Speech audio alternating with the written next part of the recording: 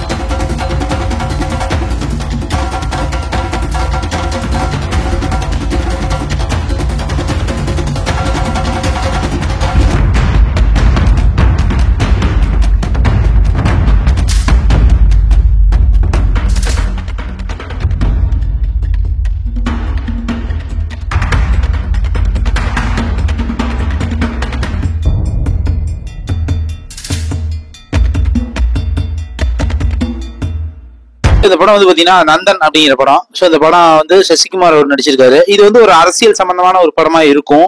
Plus இது ஒரு கிராமத்து கதை, ஒரு பண்ணை அடிமையா இருக்கிற மாதிரி காட்டுறாங்க. அந்த படத்தை வந்து பார்த்தாதான் நம்மளுக்கு தெரியும். பண்ணை அடிமையா இருப்பார் போல் இருக்குது. அவர் வந்து அரசியலுக்கு வரணும், தன்னோட நிலைமை மாறணும் அப்படிங்கிறதுக்காக வராட்டு இருக்குது. அது சம்பந்தமா இருக்குது. எல்லாரும் அவரை வந்து கேலி பண்றாங்க. பிளஸ் அவர் அரசியல் நின்னதுக்கு இது ரிவெஞ்ச் எடுப்பார் போல் இருக்குது. அதெல்லாம் வந்து அப்படியே காட்டுறாங்க. ஸோ வந்து ஒரு சாமானிய மனிதனும் அரசியல்வாதி ஆகலாம் அப்படிங்கிற மாதிரி இவர் வந்து கொண்டு போறாரு. ரொம்ப ஒரு கஷ்டமான ஒரு சூழ்நிலை தான் காட்டுறாங்க. ரொம்ப ஏழ்மையா இருக்கிற மாதிரி இந்த படத்தை வந்து காட்டியிருக்காங்க. நந்தன் படம்.